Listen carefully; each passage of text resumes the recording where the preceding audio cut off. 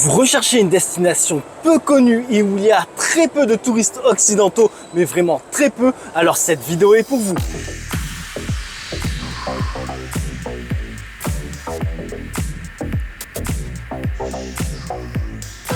Salut les amis, c'est Monsieur Puss et dans cette vidéo, je vous présente une sélection de choses à faire et à voir dans l'immense ville de Chongqing en Chine. Et si je dis immense, c'est parce que l'agglomération compte 38 millions d'habitants, rien que ça. Et aussi improbable que cela peut paraître, on commence directement à un arrêt de métro. Voilà, oui, vous ne rêvez pas, un endroit super insolite ici, c'est un arrêt de métro. Voilà, vous allez voir, c'est dingue. Et non, vous ne rêvez pas, le métro rentre littéralement dans l'immeuble, car la station de métro se trouve carrément dans le bâtiment. C'est un truc de dingue. Alors là, vous allez vous dire, niveau bruit, ça doit être une catastrophe pour les voisins. Eh ben non, les ingénieurs ont fait cet arrêt de telle manière que dans les étages, on n'entend de rien et qu'il n'y ait pas de vibration, ce qui, quand on y pense, rend l'endroit encore plus incroyable. Maintenant, pour info, si vous désirez voir le métro rentrer dans l'immeuble, prenez le métro de la ligne verte et descendez à l'arrêt Liziba. Ensuite, descendez au pied de l'immeuble où se trouve la place pour avoir le point de vue sur le métro. Ceci dit, on remonte dans ce dernier et direction un autre endroit qui a sa propre particularité. On continue avec un deuxième endroit insolite qui est cette grande place. Alors jusque là, cette grande place paraît tout à fait normale, c'est une grande place comme une autre. Mais regardez, ce côté, on est au niveau des bâtiments. Vous voyez là par-dessus cette balustrade, c'est le niveau des bâtiments. On est un peu plus élevé à un étage au-dessus de la route. Par contre, là, quand on part de l'autre côté, c'est plus le même game. On est au 22e étage. Alors où on est? On est au rez-de-chaussée, on est au 22e étage. On est où? Moi, je sais plus. Je sais plus. Où est située cette place? Premier étage, 22e étage. C'est quoi ce délire? Bon, les lieux insolites, c'est rigolo, mais passons aux choses sérieuses et allons découvrir la ville de Chongqing. Et vous allez voir que c'est une ville à deux facettes. La ville de jour et la ville de nuit. Vraiment, on dirait presque deux villes différentes. La nuit, c'est toute beauté, c'est vraiment féerique. Vous allez voir. Je vous donne un aperçu de jour, je vous donne un aperçu de nuit. Dites-moi en commentaire qu'est-ce que vous préférez, mais je pense que je vais avoir un 99,9% de gens qui vont me dire de nuit. Pour rappel, Chongqing, c'est une agglomération de 38 millions d'habitants, donc des immeubles, il y en a et pas qu'un peu. Mais quand on rentre à l'intérieur de cette jungle urbaine, c'est là que ça devient intéressant. Vous allez pouvoir observer le quotidien des habitants, la vie locale quoi. Vous allez découvrir tous ces endroits mignons qui donnent un côté un peu plus chaleureux au lieu. Je trouve ça sympa, ça donne de la vie à l'endroit et les Chinois adorent, surtout pour faire des photos. Vous allez tomber aussi sur des éléments historiques comme ce poêle qui servait aux habitants d'avoir de l'eau chaude. Et regardez-moi la taille de la cheminée de ce poêle, c'est dingue pour un poêle de cette taille. Ensuite, vous avez aussi le quartier moderne de Chongqing où se trouvent plein de centres commerciaux, mais aussi le quartier des affaires. Puis également ce temple, le temple Lu'an. J'ai dû écorcher le nom encore. Ici, l'entrée coûte 20 yuan, soit plus ou moins 2,50 € et clairement, c'est un incontournable dans la ville. Le temple est de toute beauté, mais vraiment, c'est dépaysant. Enfin, si vous l'étiez déjà pas assez, c'est clairement le temple chinois comme on peut se l'imaginer. L'intérieur vaut également le coup d'œil, c'est superbe.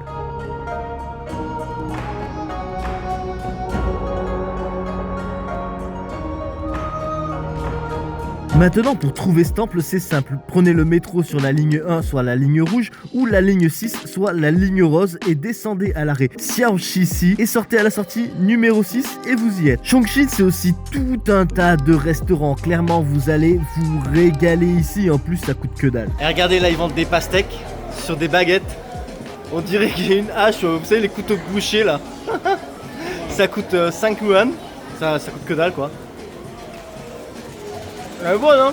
Elle est bonne. Maintenant, faut savoir que Chongqing, c'est la ville du hot pot, mais le hot pot épicé. Et un hot pot, c'est ce genre de fondu, et comme vous voyez, c'est épicé en mode énervé. Ceci dit, on continue l'exploration de la ville avec ici la place Jiangfengbei, et non loin de là, vous avez ce point de vue sur un autre quartier des affaires et sur ce joli pont. D'ailleurs, on peut marcher sur ce pont, et de là, quand il fait beau, vous avez une vue imprenable sur le coucher de soleil qui se reflète sur le fleuve Yangtze. Et aussi de ce pont, vous pouvez aussi voir les toitures de Yongadong s'illuminer, et cela dans 3, 2, 1, tada! Oh, c'est vraiment trop beau. Et alors, quand la nuit commence à tomber, le lieu devient féerique. C'est vraiment magnifique. Ensuite, vous pouvez aussi aller au cœur de Yongadong, qui est une sorte de village sur 11 étages englouti par la ville. On y trouve tout plein de choses à manger, des magasins en tout genre, comme celui-ci qui vend des sauces épicées de Chongqing. Il y a bien évidemment des vendeurs de souvenirs. Et là, c'est une bijouterie dont j'ai trouvé la déco juste incroyable. J'étais captivé par ce dragon qui crachait de la fumée. À chaque étage, il y a des fenêtres avec des points de vue. Alors là, à cette hauteur, on voit encore bien la ville. Et plus bas, depuis la fenêtre, on se voit au cœur de Yongyadong, où il y a à chaque étage une longue rue et où on trouve souvent tout plein de restaurants. D'ailleurs, regardez ce monsieur qui vend des nouilles. Il sait clairement faire le spectacle. Regardez comment il va couper les nouilles. Je m'attendais pas à ça et slash! Ah, c'est énorme, j'adore. Enfin, en tant que grand gourmand, je me suis pris une glace, mais une glace avec vue. Et là, vous allez découvrir la beauté de Chongqing la nuit. Et on commence par le point de vue sur Yongyadong. Et donc, quand vous êtes en bas, traversez la route et vous arrivez sur cette place bondée de monde. Et s'il y a du monde, c'est normal. Je veux dire, regardez-moi ça. Je sais pas vous, mais moi, j'étais subjugué par la beauté du lieu. Mais le meilleur point de vue, c'est depuis le pont, ce pont depuis lequel j'ai admiré le coucher de soleil. De là, regardez-moi ça. Est-ce que ça vous fait pas péter un câble? C'est dingue, c'est trop beau. J'ai passé 5 nuits à Chongqing. Tous les soirs, je suis venu à ce pont pour voir cette vue. Et d'ailleurs, de l'autre côté, c'est aussi sympa. Un autre endroit super stylé niveau éclairage, c'est Daehui World. Clairement, on se croit au Japon ici. Comme d'hab, on y trouve tout plein de magasins comme des restos. Et franchement, ça vaut le coup d'œil, surtout de nuit. Et pour venir ici, prenez le métro sur la ligne 1, soit la ligne rouge, ou la ligne 2 qui est la ligne verte. Descendez à Jiangchuku et sortez à la sortie numéro 9. Ceci dit, Chongqing de nuit, c'est une autre ville. Tous ces éclairages dont l'électricité provient de l'énergie nucléaire vous donnent l'impression d'être dans le futur. Regardez tous ces lieux que je vous ai présentés précédemment, mais avec des éclairages, ça change tout et en bien.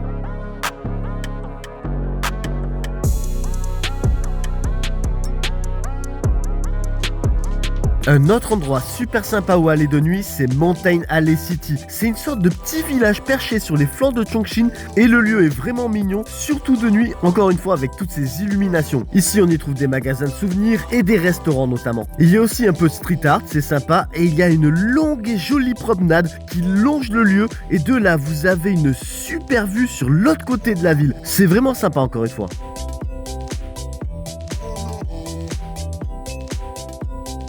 Maintenant, pour une autre manière de découvrir la ville, je vous emmène faire une activité sympa. Prochaine activité, une croisière d'environ 1 heure sur la Yangtze River. Seulement, disons que la météo n'est clairement pas au rendez-vous, il pleut, mais c'est pas grave. Je suis quand même dehors, j'ai envie de faire des belles images. Et puis pour noyer ma dépression, je me suis pris une petite bière de Chongqing. Là, on va voir ce que vaut cette bière chinoise, est-ce qu'elle est bonne ou pas. Et c'est parti, on va faire une boucle sur le fleuve d'une durée d'1 heure et sur un bateau du même genre. Le départ se fait depuis les quais au pied de ce bâtiment qui est le Raffle City. De là, on remonte le fleuve Yangtze avec une vue de dingue sur tous les buildings illuminés. Là, voici Yongyadong, mais vue de contrebas. C'est sympa aussi. Et pour info, c'est ici que vous allez faire demi-tour. Franchement, pendant 1 heure, vous allez en prendre plein les yeux. J'ai vraiment adoré cette croisière. Enfin, pour les curieux qui se demandent comment était la bière, en toute honnêteté, elle était bof. Maintenant, un autre moyen d'admirer la ville, c'est d'aller au sommet de cette tour, la Chongqing World Financial Center. Ici, vous êtes à 590 mètres de haut pour une vue à 360 degrés sur la ville. De là, les buildings paraissent tellement petits. Et de là, on peut aussi voir l'incroyable différence entre Chongqing de jour et de nuit. Et en prenant de la hauteur, ça nous rappelle aussi que Chongqing est situé au cœur des montagnes. En seulement 30 minutes du centre, vous pouvez facilement vous retrouver dans la forêt. Puis, si vous avez plus de chance que moi, vous pouvez éventuellement admirer le coucher de soleil depuis le haut de cette tour. Là, pour les curieux, quand vous voyez ce genre de grue au sommet des gratte-ciel, c'est tout simplement une grue avec une nacelle qui permet aux laveurs de vitres de descendre jusqu'au plus bas de la tour pour laver toutes les vitres sur toute la hauteur. Enfin, essayez de rester jusqu'à la nuit, car encore une fois, de nuit, c'est tout un autre spectacle. C'est trop beau.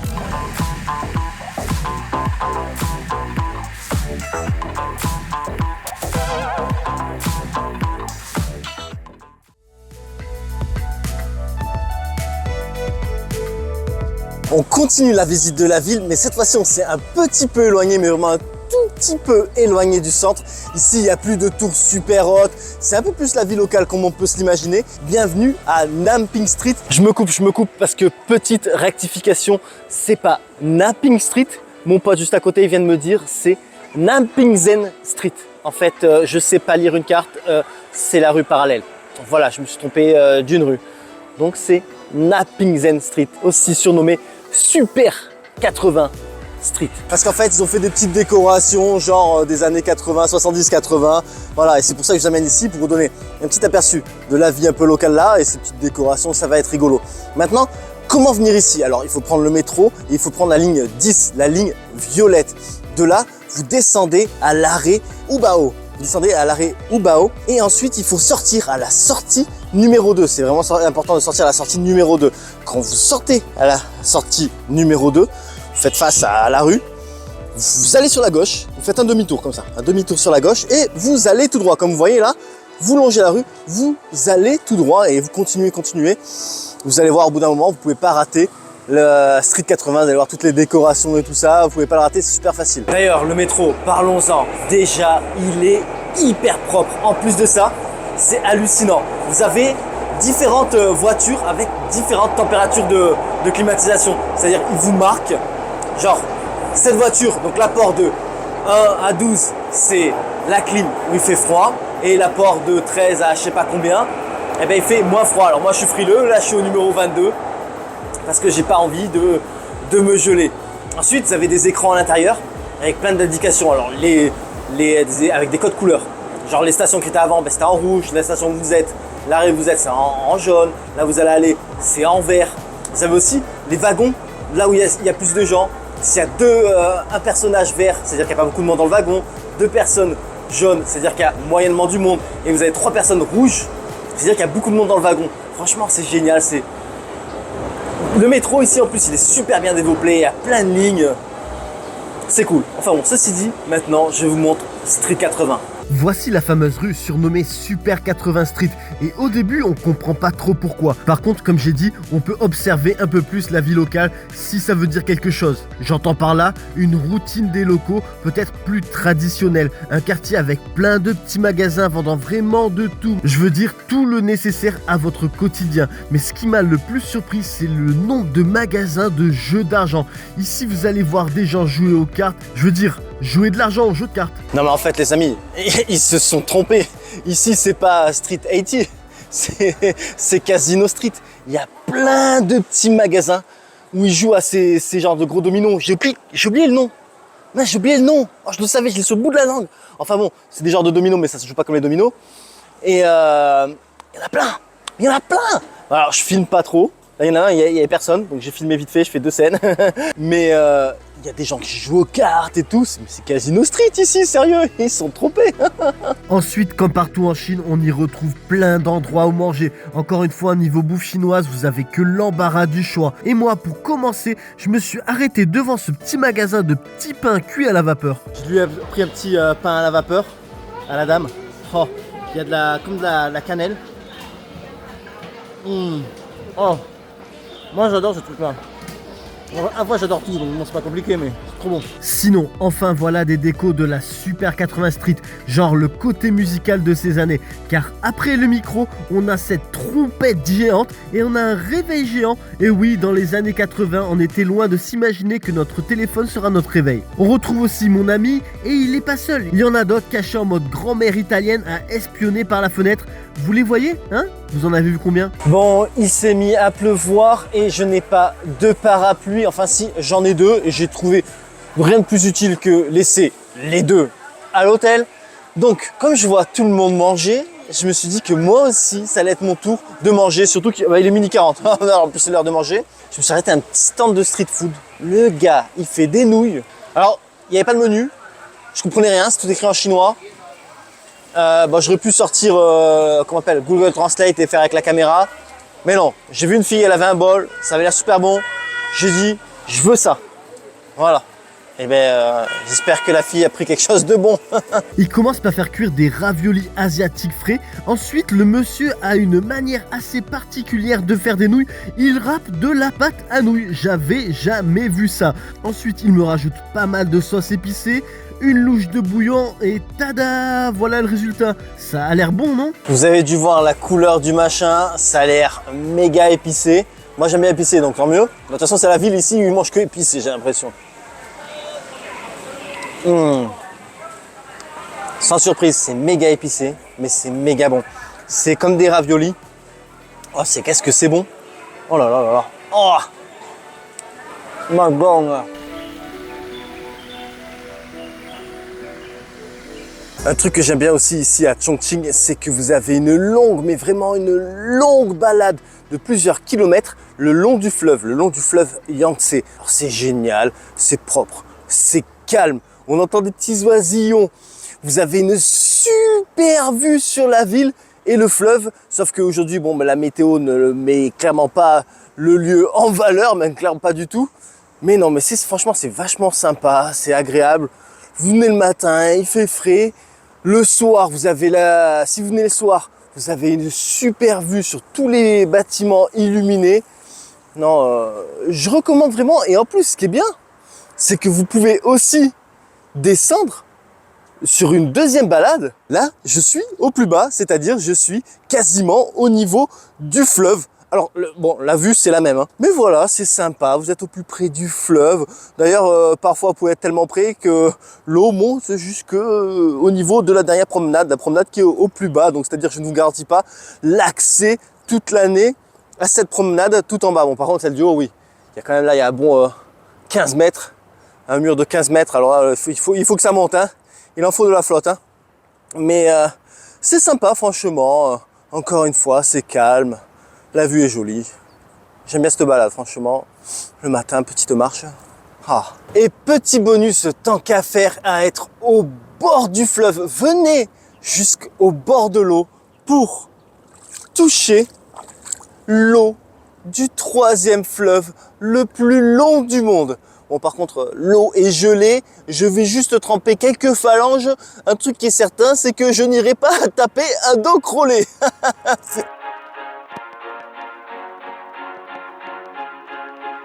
Un truc sympa à faire, c'est le télécabine. Par contre, je vous annonce la couleur. Là, on est en semaine, hein, c'est même pas le week-end.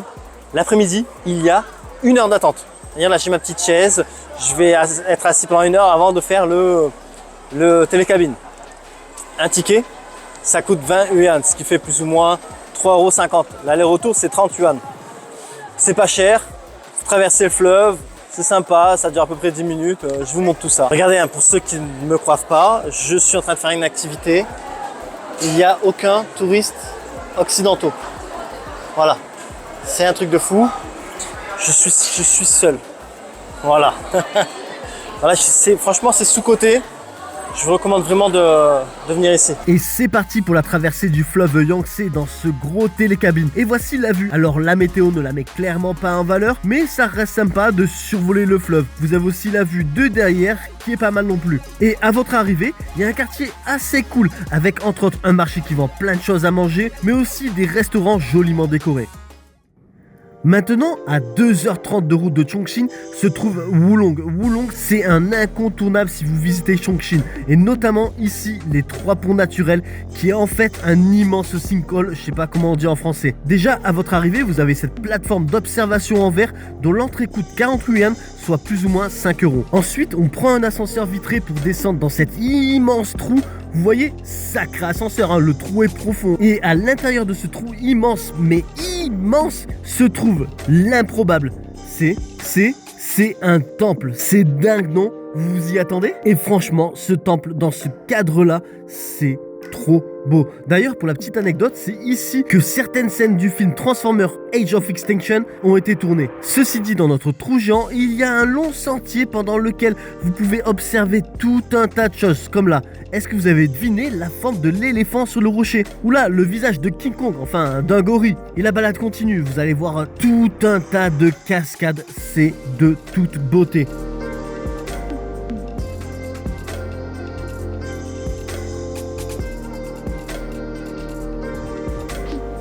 De retour à Chongqing, je vais vous montrer l'hôtel dans lequel j'ai séjourné. Et voici ma chambre à BU Art Hotel. Elle fait 40 mètres carrés, vous voyez qu'elle est spacieuse, hein. Et dans la chambre, vous avez carrément un rétroprojecteur. Il y a aussi un coin salon avec un lit d'appoint. Et de là, vous avez une super vue sur la ville. Regardez, de nuit, c'est dingue.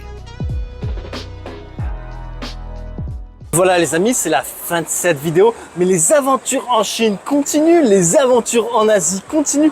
Donc si vous désirez ne rien manquer, n'hésitez pas à vous abonner. Et je vous dis donc à la prochaine sur ma chaîne La Bisette. Mouah.